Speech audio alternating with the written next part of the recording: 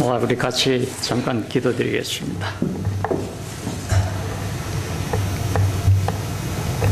하나님의 은혜와 변함없으신 그 사랑에 감사드립니다. 이 하루를 살 때 역경과 시련 속에서도 그 고난과 환난을 이길 수 있도록 도와주시옵소서. 지난 한 해를 돌아볼 때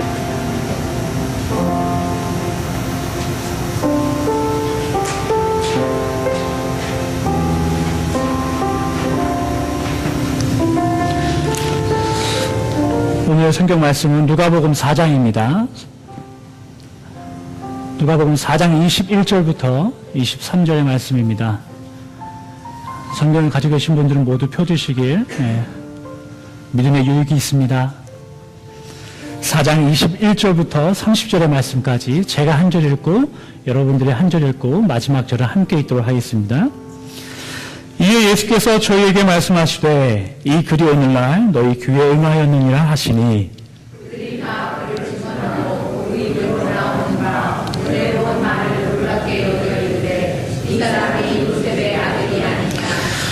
예수께서 저희에게 이르시되 너희가 반드시 의원아 너를 고치라 하는 속담을 인증하여 내게 말하기를 우리의 들은 바 가버나움에서 행한 일을 내 고향 여기서도 행하라 하리라. 또 가라사대 내가 진실로 너희에게 이르노니 선지자가 고향에서 환영을 받는 자가 없느니라.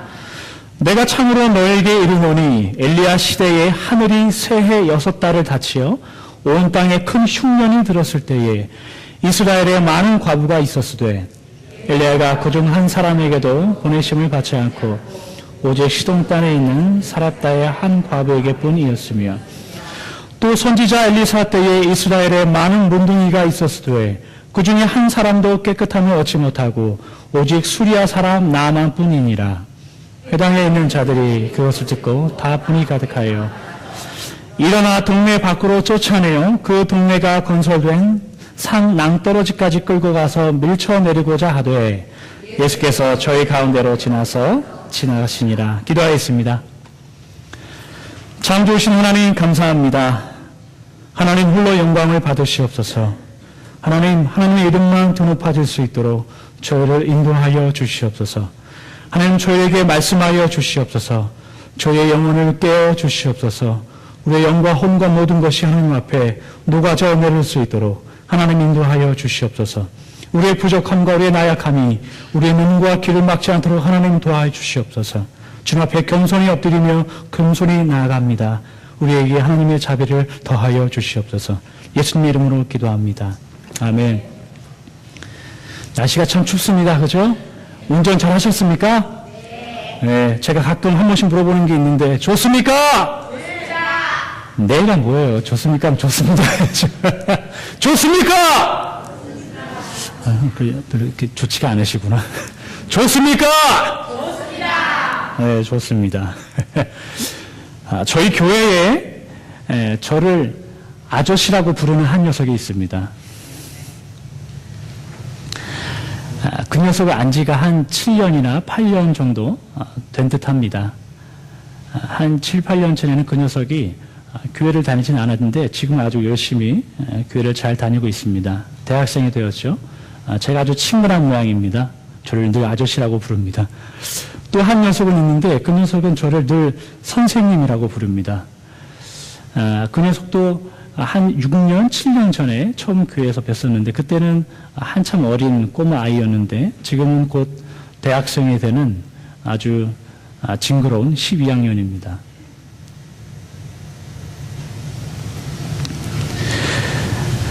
근데 그 두 아이의 핸드폰을 잘 보면요. 제 이름이 이렇게 기록되어 있습니다. 한 녀석에는 My Role Model Number 1 또 다른 한 녀석은 내가 가장 닮고 싶은 분 이렇게 되어 있습니다. 지금 제 자랑하고 있는 겁니다.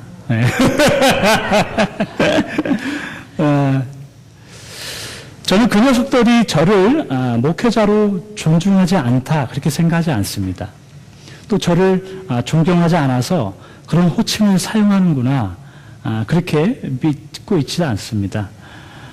그 아이들이 저를 그렇게 부르는 이유는 그들 나름대로의 저를 향한 친근함의 표시입니다. 저를 향한 고마움의 표시입니다. 저는 그 단어를 바꿔라 이렇게 강요하고 싶지는 않습니다. 다만 그 아이들이 좀 더 자라나면 적당한 호칭을 바꾸면 좋겠다라는 생각은 하고 있습니다. 그러나 언제일지 모르고 저는 이렇게 강요하고 싶지는 않습니다. 신학생 시절부터 학부생 시절부터 교회 파트타임 전도사로 사역을 했으니까 올해가 제가 부교육자로 섬긴 지가 16년째가 되는 해입니다. 되게 신학교를 다니다가 전도사로 새로운 교회에 부임을 하게 되면 본인이 섬기던 그 고향의 교회를 떠나서 새로운 교회로 이사를 갑니다. 그죠?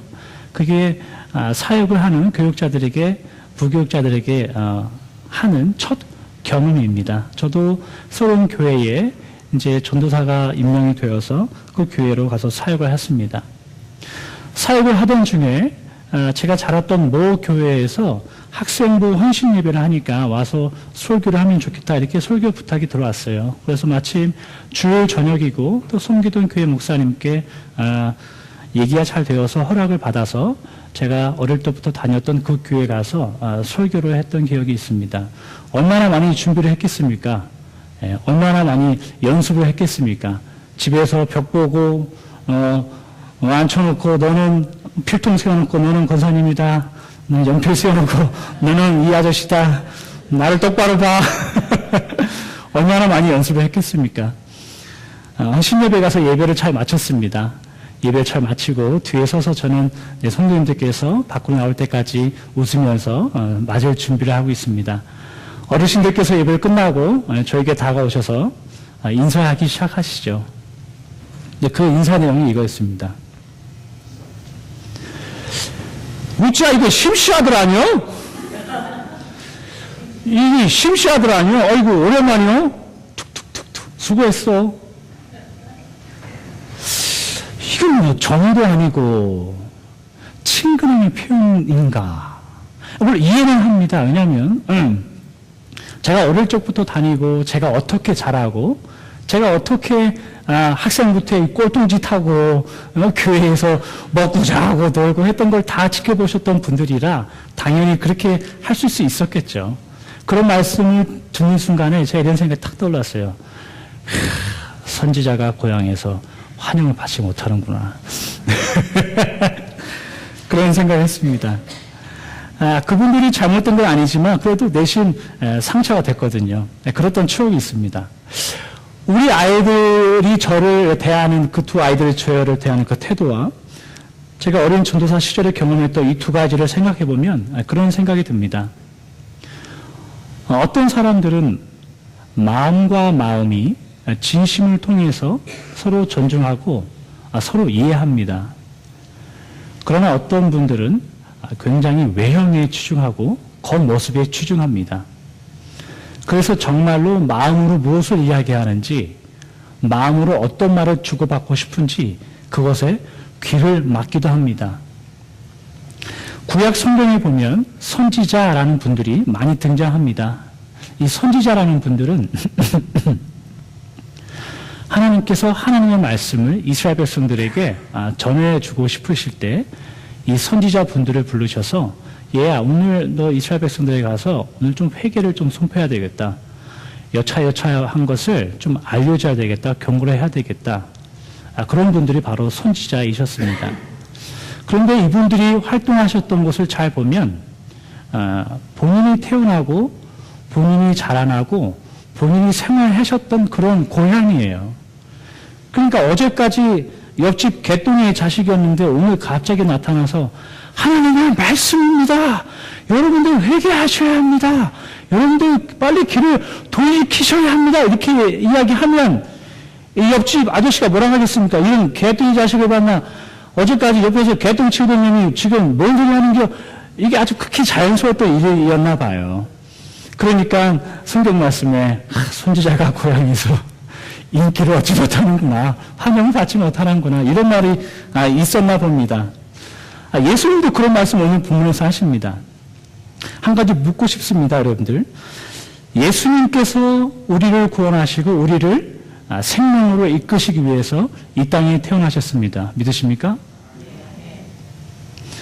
예수님께서 삐뚤어진 세상의 잘못된 구조를 바로잡기 위해서 이 땅에 사람으로 태어나셨습니다. 믿으십니까?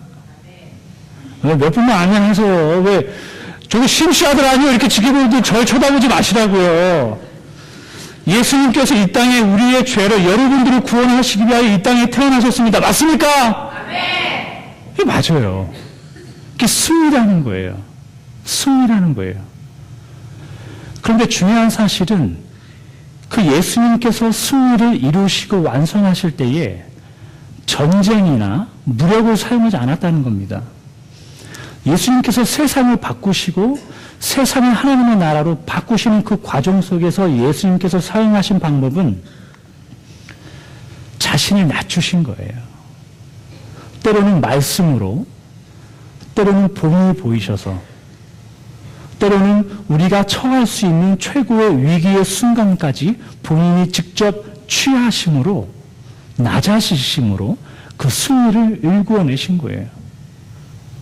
왜 그랬을까요? 예수님 통해서 우리가 알 수 있는 건 그겁니다. 세상에 우리가 소위 강하다고 생각하는 그것들, 우리가 강하다고 여기는 그것들이 실제 강한 게 아니라는 거예요. 진짜 하나님 앞에, 진짜 예수님 앞에 강한 것은 낮아지는 거예요. 진짜 하나님 앞에 정말 파워가 있는 사람은 얼만큼 더 낮아질 수 있는 능력이 있는가? 그 차이입니다. 예수님은 본인이 낮아지심으로 그 낮아짐이 얼마나 강한 것인가를 우리에게 보여주고 있습니다. 오늘 그것을 여러분들과 나눠보려고 합니다. 첫째, 오늘 본문에는 죄송합니다.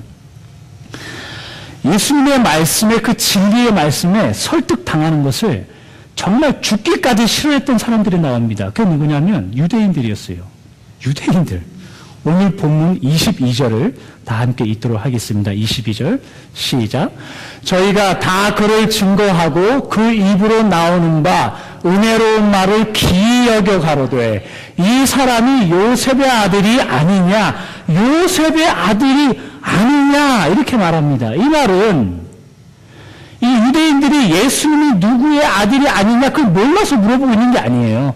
어디 집에서 태어났고 어디 집에서 자랐느냐 그걸 몰라서 물어보는 게 아닙니다.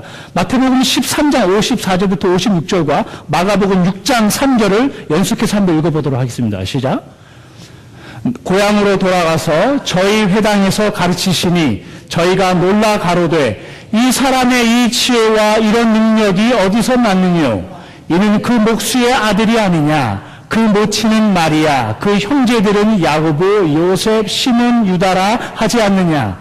그 너희들은 다 우리와 함께 있지 아니하냐? 그런즉 이 사람의 이 모든 것이 어디서 났느냐 하고 이 사람이 마리아의 아들 목수가 아니냐? 야고보와 요셉과 유다와 시몬의 형제가 아니냐? 그 너희들이 우리와 함께 여기 있지 아니하냐 하고 예수를 배척한지라. 지금 여기서 말씀하고 있는 것은 예수님 네 집 자식이냐, 예수님의 형제들이 누구냐, 예수님의 부모가 누구냐 이걸 말하고 있는 게 아니에요. 네가 지금 뭔데? 야, 너 주제는 알고 나한테 얘기하는 거니? 예수. 네 엄마 아빠, 니네 부모를 내가 알고, 네 형제들 내가 다 알고, 너 고향에서 어떻게 자랐는지 내가 다 알고 있는데 지금 누가 누구를 가리키는 게 이 심씨아들. 그렇게 이야기하고 있는 거예요. 하나님의 복음에, 믿음의 말씀에 설득당하는 것을 아주 체질적으로 너무 싫어하고 있어요. 이 유대인들은. 여러분, 우리도 마찬가지입니다. 가끔 누군가에게 설득당하는 것이 굉장히 자존심 상할 때가 있어요. 그죠? 괜히 설득당하고 괜히 인정하게 되면 내가 저 사람보다 좀 못난 사람인가? 저 사람이 나보다 나은 사람인가? 이렇게 생각할 때도 있어요. 그죠? 나도 다 아는데 뭐 굳이 그런 얘기 꼭 나한테 해야 되나? 그렇다고 그냥 툭하고 가만히 있긴 좀 그렇고 아유 맞습니다. 이렇게 얘기한 나도 알고 있는 내용인데 내가 좀 낮아지는 것 같고 이렇게 얘기할 때도 있어요. 그러면 여러분 잊지 말아야 할 것이 있습니다. 가끔은 그런 부주의들이 가끔 우리 내면에 있는 그런 우리를 설득하는데 우리를 막 막으려고 하는 그런 우리의 마음들이 아주 가끔은 하나님이 우리에게 말씀하고자 하는 그 말씀까지도 막을 때가 있어요. 하나님 우리는 어떻게 역사하는지 모릅니다. 옆에 있는 분들 통해서 역사하실 수도 있어요. 어디 잠자고 있는데 그냥 꿈에 그냥 뭐가 그냥 팍 그런 걸 통해서 말씀하실 수도 있어요. 근데 그런 외형적인 것들을 보다 보면 신경 쓰다 보면 우리의 내면에 있는 마음을 우리 내면에 있는 귀를 열지 않으면 때로는 하나님으로부터 오는 그 진리를 듣지 못할 때도 있습니다. 아주 불행한 현실입니다. 오늘 본문 22절에는 이렇게 말합니다. 은혜로운 말을 기히히 여겼다. 그런 말이 있어요. 그러니까 이 말은 뭐냐면 예수님께서 지금 말씀하시고 있는 내용을 유대인들도 은혜로운 말로 듣고 있다는 거예요. 옆에 있는 제3자들도 생각할 때, 참 은혜로운 말이다라고 여길 정도로 하나님의 말씀, 예수님의 말씀은 진리의 말씀이고 사람을 변화시키기에 충분한 말씀이셨다는 거예요. 근데 유대인들은 마음을 막고 있기 때문에 귀를 막고 있는 거예요. 마음이 이미 닫혀있기 때문에 하나님의 말씀을 들을 귀가 없는 거예요. 유대인들이 왜요? 예수님의 가정을 봤기 때문에, 예수님의 배경을 봤기 때문에, 예수님의 그 외형을 봤기 때문에, 예수님의 겉모습을 봤기 때문에 그 하나님의 은혜로운 말씀을 귀히 여기고 있는 거예요. 이런 심씨 아들처럼. 참 불행한 현실입니다. 우리도 마찬가지입니다, 여러분. 우리가 만약에 신앙생활이나 여러분들 개인 생활이나 직장 생활이나 아무 거라도 여러분들 겉모습에 굉장히 치중하고 겉모습에 굉장히 집중하면 우리 내면에 말씀하시는 하나님의 음성을 놓칠 때가 있습니다. 내면에 하나님 말씀하시는 그 음성에 늘 집중하여 살아가시는 여러분들 되기를 기도합니다. 오늘 이런 유대인들을 향하여 예수님은 두 분을 소개시켜 주시면서 이 유대인들 또는 우리에게 말씀하고 계십니다. 이 두 분이 등장하는데 이 두 분은 아주 죽을 만큼 하나님의 말씀에 집중하셨던 분들입니다. 한 분은 시돈 땅에 그 안에 속한 사르밧이라는 동네의 한 과부로 표현되어 있는 한 여인입니다. 또 한 분은 구약 성경에는 아람 왕국이라고 아람 땅이라고 기록되어 있고 신약 성경에는 수리아 오늘날로 말하면 이스라엘의 북동쪽에 있는 시리아의 군대 장관입니다. 나아만 군대 장군 이 두 분의 이야기를 예수님께서 설명하시면서 오늘 저희에게 아주 중요한 말씀을 하고 계십니다. 재미있는 사실은 마가복음 13장과 마태복음 13장과 마가복음 6장에 보시면 똑같이 예수님께서 선지자가 고향에서 환영을 받지 못한다라는 기록이 기록되어 있습니다. 그러나 마태복음과 마가복음을 잘 보시면 하나님이 그렇게 말씀하시고 그냥 그것을 떠나십니다. 근데 이상하게도 누가복음에서는 예수님이 이 두 분을 소개시켜 주시면서 우리에게 더 깊은 것을 설명해 주고 계십니다. 오늘 그 두 분을 설명해 보려고 합니다. 오늘 보면 25절부터 27절까지의 말씀을 함께 읽도록 하겠습니다. 시작.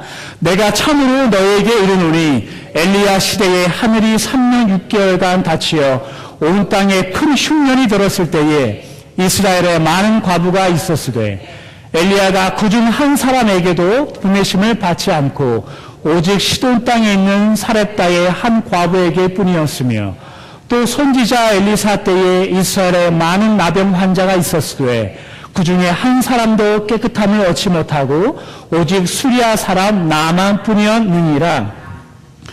구약 재미있는 구약 이야기를 해드리겠습니다. 열왕기상 17장에 북이스라엘의 가장 사악한 이스라엘 왕이 등장합니다. 그 왕이 누구일까요? 제가 선물을 준비하지 못했습니다. 예, 이스라엘의 아주 가장 사악한 왕이 있어요. 여러분들 김영희 사모님과 성경 공부하시다 보면 꼭 한번 들을 만한 이름입니다. 이름은 아합 왕입니다.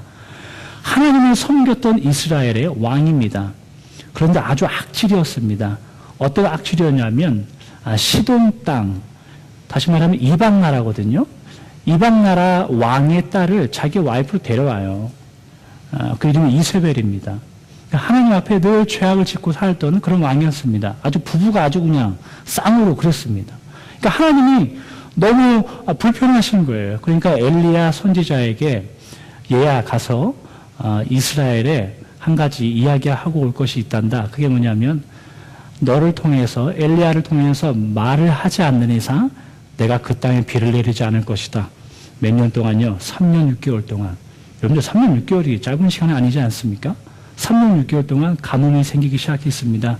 엘리야 선지자가 아합 왕에 가서 하나님 말씀인데 내가 선포하기 전에는 절대 비가 내리지 않을 것이다 이렇게 말합니다. 그러니까 진짜로 비가 안 오는 거예요. 그날부터. 그러니까 이 아합 왕이 얼마나 이 마음이 욱했겠습니까? 그러니까 그때부터 아합 왕과 이세벨은 이 엘리야를 찾아 죽이려고 합니다. 엘리야를 수소문해서 엘리야가 어디 있느냐 잡아와라. 내가 그를 해코지해야 되겠다. 그러니까 하나님이 이 엘리야를 어디로 보내시냐면 어디로 보내셨어요? 시돈 땅에 있는 사르밧이라는 동네에 한 과부, 한 여인에게 보냅니다. 아주 재미있는 사실이 한 가지 있는데 흥미롭지 않습니까?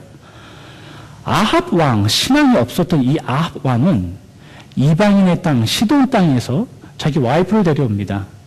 근데 하나님의 사람 엘리야는 시돈 땅으로 가서 목숨을 하나님의 은혜를 받습니다. 아주 짧은 교훈입니다, 여러분. 신앙이 없으신 분들은 어떠한 환경 가운데 있을 때에 그곳에서 시험을 당하고 그곳에서 무너집니다. 그러나 믿음 있는 분들은 그 환경 안에서 그 안에서조차도 하나님의 은혜를 경험합니다. 어떤 상황이 있을지라도 여러분들께서 늘 하나님의 은혜를 경험하고 그것을 갈급해하는 여러분들 되기를 하나님의 이름으로 기도합니다. 이 사르밧에 사는 이 과부도요, 참 운명이 기구합니다. 계속되는 가뭄 속에 먹을 것이 부족한 거예요. 그러니까 이제 밀가루 통에는 한 끼 하루에 먹을 양의 밀가루만 남아있고 그것을 조리를 그 기름통에는 한 번에 요리할 만큼의 기름뿐이 남지 않은 거예요. 심지어 그분의 아들은 병이 들었습니다. 그러니까 참 슬픈 삶을 이어가고 있었습니다. 그런데 하루는 하나님께서 이 여인에게 나타나셔서 내가 이스라엘의 선지자를 너에게 보낼 것인데 그를 좀 보살펴 줬으면 좋겠다. 이렇게 말씀합니다. 여러분, 이 여인의 상황을 잘 생각해 보십시오. 내 아들이 병들어 죽어갑니다. 이제 음식통에는 오늘 하루 먹은 음식뿐이 남아있지 않습니다. 엘리야 선지자에게 이렇게 말씀합니다. 내가 오늘 이거 내 아들과 먹고 죽으려고 했습니다. 사실은. 그런 환경에 있는 이 여인에게 하나님이 나타나셔서 내가 엘리야를 보낼 것인데 그를 좀 당신이 도와줬으면 좋겠다. 이렇게 말합니다. 열왕기상 17장 9절을 함께 읽도록 하겠습니다. 시작. 너는 일어나 시돈에 속한 사르밧으로 가서 거기 유하라. 내가 그곳 과부에게 명하여 너를 공개하게 하였느니라. 이 말은 뭐냐면 엘리야가 가기 전에 이미 사르밧 과부는 이 여인은 하나님으로부터 그를 섬기라고, 그죠? 그를 섬기라고 설득을 당한 거예요. 이 여인은 엘리야가 도착하기 전에 이미 하나님이 나타나셔서 그를 섬겨라 이렇게 말씀하고 계신 겁니다. 엘리야가 옵니다. 그래서 남아있는 음식으로 서로 같이 먹습니다. 그런 후에 가뭄이 끝날 때까지, 다시 비가 내릴 때까지 이 여인의 집에는 밀가루와 기름이 끊이지 않는 하나님의 축복을 경험하는 가정이 되었습니다. 여러분, 이 시돈 땅에 있는 사르밧의 과부 이야기를 누가복음 4장에서는 왜 예수님이 유대인들에게 하고 있을까요? 이게 질문이에요, 오늘. 지금 엘리야와 이 과부 이야기를 제가 하는 게 목적이 아닙니다. 왜 이야기를 유대인들에게 예수님의 겉모습만 보고 그 진실의 귀를 막아버린 그들에게 왜 예수님께서 말씀하고 있느냐? 그 질문이에요. 정답은 이겁니다. 하나님의 구원, 하나님의 은혜, 하나님의 도우심은 이런 사람들에게 임할 것인데 어떤 사람? 상황에 주저하지 않고 상황을 보지 않고 죽도록 하나님께 봉사하고 죽도록 하나님을 섬기는 사람입니다. 하나님을 섬기되 흔들리지 않는 사람들입니다. 하나님을 섬기되 주변의 역할 때문에, 주변의 다른 것들 때문에 그 마음이 흔들리지 않는 사람들입니다. 오늘 누가복음 4장 26절에 보시면 이런 말씀이 있어요. 하나님께서 엘리야를 과부에게 보내셨다는 거예요. 그러니까 다시 말하면 엘리야가 가뭄을 피워서 다른 나라로 가던 중에 이 여인을 만났다는 게 아니에요. 하나님께서 이 엘리야를 보내셨다는 거예요. 그리고 이 과부는 그곳에서 그를 기다리고 있다는 거예요. 이 과부의 입장에서 보면 엘리야 선지자와 만나는 이 사건이 단순히 사람과 사람이 만나는 그런 장면이 아니라는 거예요. 나와 하나님의 사람과의 만남이라는 거예요. 나에게 말씀하신, 나에게 명령하신, 나에게 요청하신 그 하나님의 요구와 만나고 있다는 거예요. 어떤 상황 가운데에서도, 죽을 수도 있는 상황 가운데에서도 하나님 나에게 말씀하셨기 때문에 그 사람을 만나고 있는 거예요. 이게 진짜 신앙인 거예요, 여러분. 아무리 현실이 힘들어도, 아무리 내게 주어진 상황이 힘들어도 하나님께 집중되고 하나님 내게 요구하신 그것을 따라가는 그러한 삶, 그러한 믿음을 오늘 예수님께서 말씀하고 있는 겁니다. 그 여인을 설득하시는 그 하나님의 마음을 여인이 잘 알아들은 거예요. 그래서 하나님께 집중하고 있는 겁니다.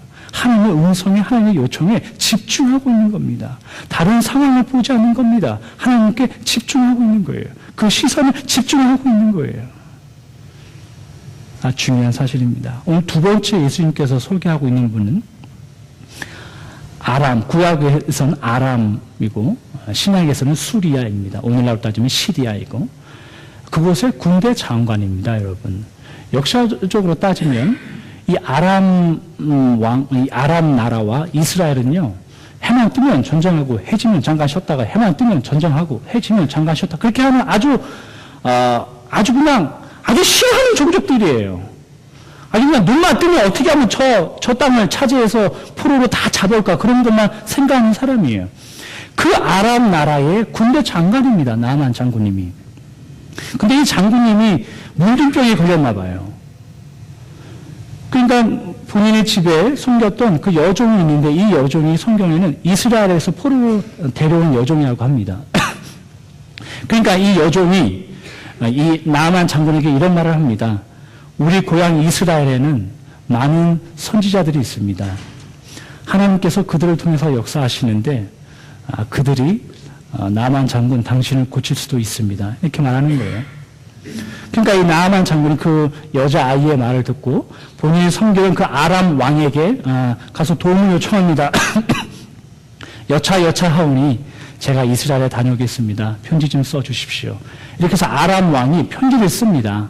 편지를 써서 이스라엘로 보내고 이 나만 장군님은 각종 선물과 말을 타고 이스라엘로 향하기 시작했습니다.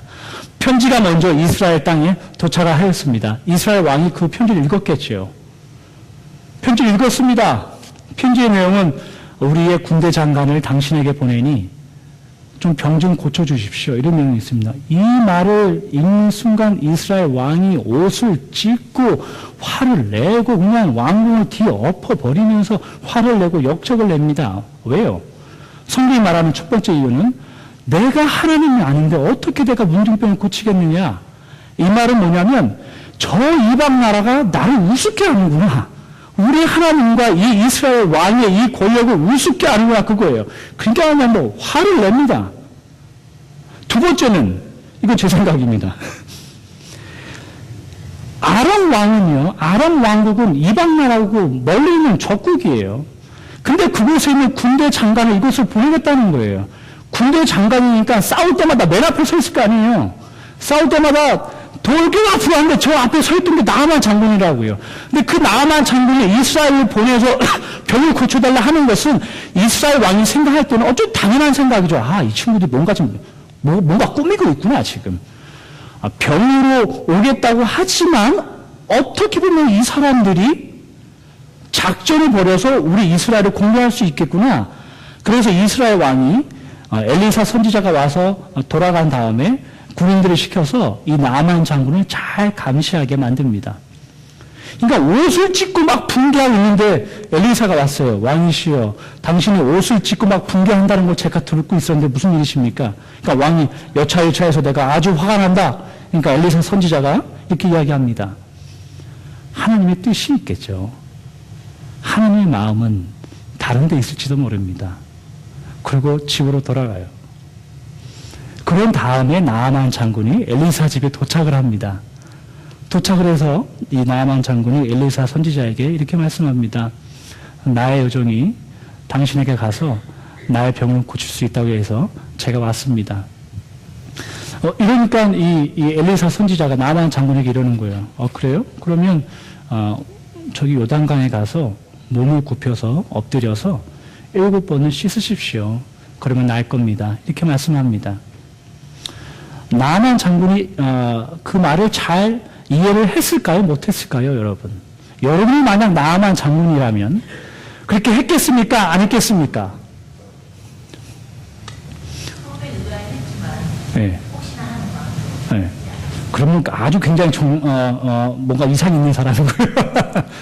아주 정상적인 거면 저는 그렇게 생각해요. 내가 군대 장관이고 내가 이곳에 왔는데 지금 이스라엘의 군인들은 내가 지금 여기서 뭐 이쪽으로 칼 있는 쪽으로 손만 가기만 하면 옆에서 지금 칼을 휘두를 준비를 하고 있고 이 안주머니에 가서 어떻게 그 당시에 총이 없지만 총만 이렇게 지갑만 빼려고 해도 옆에서 칼을 던질 수 있는 상황인 거예요. 일촉즉발의 상황이 지금 있는 거예요. 또 이스라엘 백성들은 이 문둥병 걸린 사람들과 함께 살 수 없는 민족입니다. 문둥병이라는 것을 하나님이 주신 저주라고 믿고 있는 사람들이에요.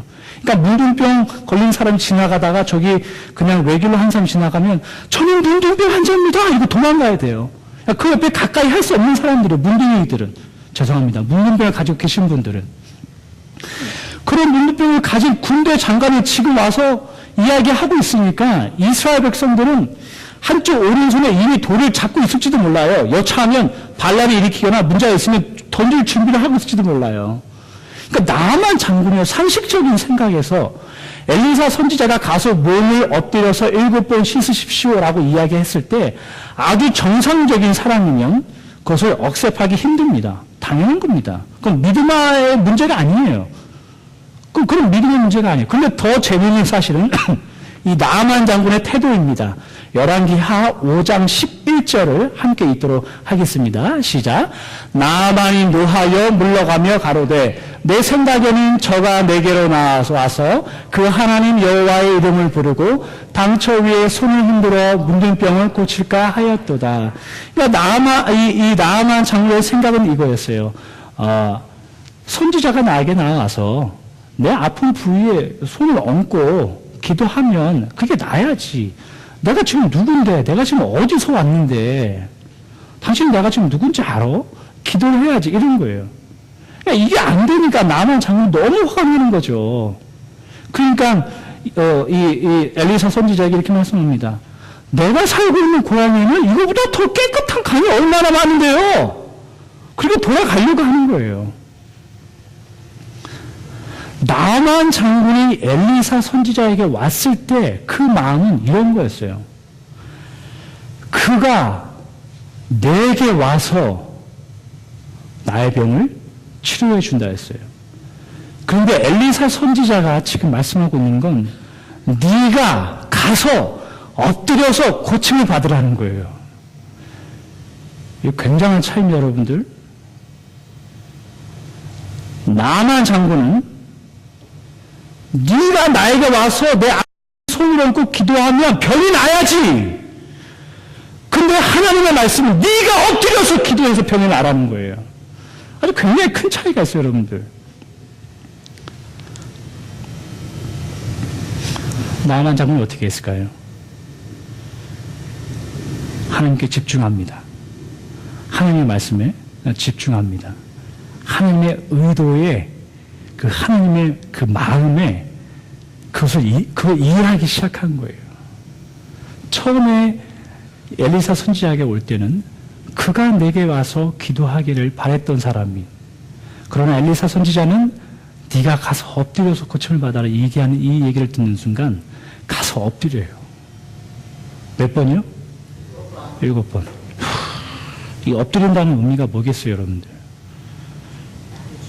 나를 죽이는 거예요. 그곳에서 이스라엘 백성들이 지금 돌을 잡고 그 옆에서 대기하고 있습니다. 그 옆에 이스라엘 군인들은 칼을 뽑을 준비하고 창을 던질 준비하고 있는 거예요. 다 주목하고 있는 그 상황에서 엎드리라는 거예요. 죽을지도 몰라요. 그죠? 죽을지도 몰라요. 해를 당할지 모른다고요. 근데 나아만 장은 거기서 엎드려요. 왜냐하면 하나님의 마음을 알았기 때문입니다. 하나님께 집중했기 때문입니다. 자신에게 하나님이 무엇을 원하시는가 그것을 알았기 때문입니다. 결국 이 나만 장군은 병 고침을 얻습니다. 그리고 본국으로 돌아가서 하나님의 충성스러운 하나님의 종이 됩니다. 그 변화가 거기서 있다는 거예요. 어떻게 이 나만 장군은 고침을 얻었을까요? 주변에 있었던 이스라엘의 군대를 본다면 주변에 있었던 그 이스라엘 사람들의 그 위협을 계속 집중하고 있었다면 고침을 받지 못했을 겁니다. 그러나 그 가운데에서도 하나님 나에게 원하는 것이 무엇이구나에 집중했던 거예요. 나에게 원하는 것이 무엇인가 그 하나님의 마음에 그 귀를 기울였던 거예요. 오늘 본문 누가복음 4장으로 돌아오겠습니다. 예수님께서는 오늘 본문 이전 구절 보시면 이사야 선지자의 글을 인용하시면서 설교를 하십니다. 그러면서 선지자는 고향에서 환영을 받지 못한다라고 말씀하시면서 본인의 선지자됨을 그들에게 알려줍니다. 그리고 이방인들은 지옥에서 땔감으로 사용되기 위해서 이 땅이 창조되었다라고 믿고 있는 유대인들에게 자신들이 그토록 존경하고 있는 그 두 분의 선지자들, 그 두 분을 사용하셔서 이방인들을 구원하셨던 그 이야기를 들으면서 하나님의 나라는, 하나님의 은혜는 이러한 사람들의 것이다. 이러한 사람들이 차지하는 것이다 라고 설명하면서 하나님과 함께 동행하는 사람, 하나님을 믿는 사람이 어떠한 사람들인가 소개하고 있습니다. 진짜 신앙을 소유하신 분들, 진짜 하나님이 원하시는 마음을 가지고 계신 분들, 그런 분들은 주변에 집중하지 않습니다. 그런 분들은 겉모습에 집중하지 않습니다. 그런 분들은 가식에 집중하지 않습니다. 진짜 참 신앙을 가지고 있는 분들은 자신 안에 있는 그 하나님을 향한 그 마음이 나에게 말씀하시는 그 하나님의 진짜 마음이 무엇인지 그걸 붙들고 사는 사람들이에요. 그게 있는 사람들이 진짜 신앙이라는 거예요.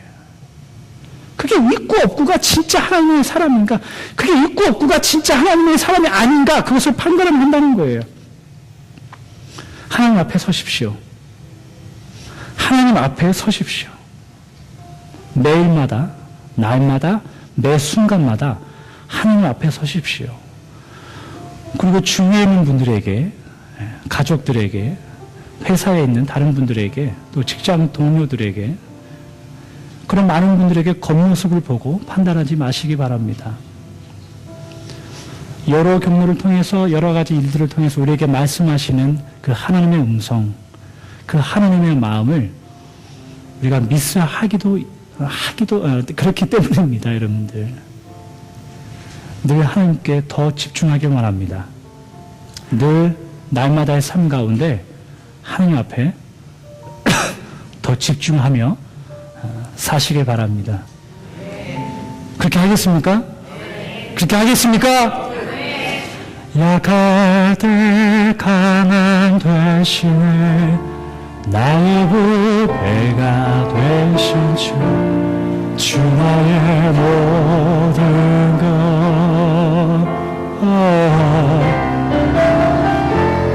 주 안에 있는 보물을 나는 포기할 수 없네 주와의 모든 것 예수 어린 양 예수 어린 양 존귀하니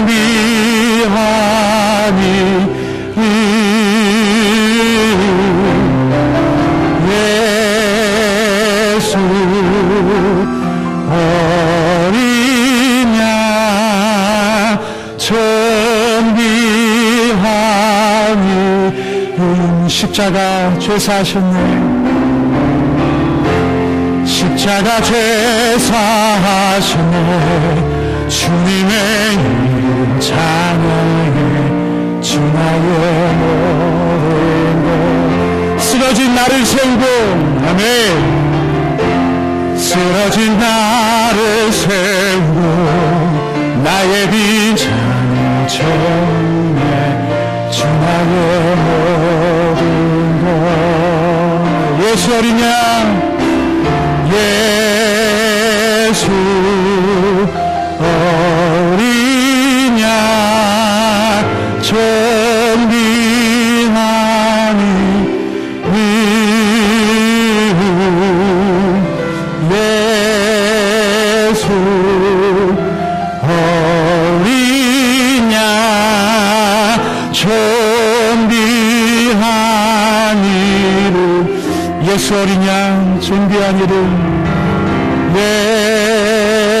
예수 어린 양 존귀한 이름 예수 어린 양 존귀한 이름 기도하겠습니다. 하나님 앞에 좀 더 집중되길 원합니다. 하나님 앞에 좀 더 고정되길 원합니다. 우리의 내면에 말씀하신 그 하나님의 음성에 제가 더 집중하며 제가 조금 더 그 말씀에 귀를 기울일 수 있도록 하나님 인도하여 주시옵소서. 그런 마음을 갖는 분들은 오른손을 높이 들어주시길 바랍니다. 이 시간에 통성과 함께 기도할 때에 하나님 주님 앞에 우리가 좀 더 겸손하게 하여 주시옵소서. 주님 앞에 좀 더 가까이 갈 수 있도록 하나님 인도하여 주시옵소서. 주님의 말씀에 우리의 귀를 더 기울일 수 있도록 하나님 인도하여 주시옵소서. 우리의 내면을 좀 더 주님을 바라볼 수 있도록 하나님 인도하여 주시옵소서. 우리의 게으름과 나태함이 주님의 음성에 귀를 막지 않도록 주님 인도하여 주시고 주님의 인도하시는 그 인도하심에 우리의 눈을 가리지 않도록 하나님 인도하여 주시옵소서. 함께 기도하도록 하겠습니다. 기도하겠습니다. 오 하나님 인도하여 주시옵소서. 주님의 음성에 귀를 기울입니다. 하나님의 마음에 귀를 기울입니다. 하나님 우리의 심령이 주님을 좀 더 가까이 갈 수 있도록 주님을 좀 더 바라볼 수 있도록 하나님 인도하여 주시옵소서. 우리의 마음을 막지 않도록 하나님 인도하여 주시옵소서. 우리의 주변을 바라보지 않도록 하나님 인도하여 주시옵소서. 우리의 상황을 바라보지 않도록 하나님 인도하여 주시옵소서. 우리의 주변 때문에 우리의 환경 때문에 하나님 우리의 마음을 막지 않도록 하나님 인도하여 주시옵소서. 주님 앞에 좀 더 가까이 가길 원합니다. 하나님 인도하여 주시옵소서. 주님 앞에 좀 더 가까이 가길 원합니다. 하나님 인도하여 주시옵소서. 우리의 마음을 함께하여 주시옵소서. 우리의 마음을 강하게 하여 주시옵소서. 하나님 인도하여 주시옵소서. 주님 인도하여 주시옵소서. 주님 인도하여 주시옵소서.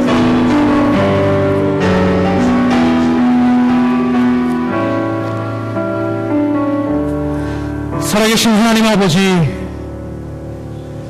주변의 환경 때문에, 배경 때문에, 내가 이성으로 이해할 수 없는 인들 때문에 그 하나님의 말씀에 귀를 기울이지 못했던 그 유대인들을 저희가 기억나게 하시니 참으로 감사드립니다. 하나님 저희가 상황을 돌아보지 않도록 주님 도와주시고 우리의 믿음이 그 환경들 때문에 좌지우지되는 그러한 사람이 되지 않도록 하나님 인도하여 주시옵소서. 해로울지라도 늘 주님을 바라보고 해로울지라도 늘 주님 앞에 결단하며 살아가는 우리 모두 될 수 있도록 하나님 인도하여 주시옵소서. 우리의 마음이 우리의 믿음이 조금 더 자라날 수 있도록 하나님 인도하여 주시옵소서. 하나님 감사합니다. 예수님 이름으로 기도합니다. 아멘.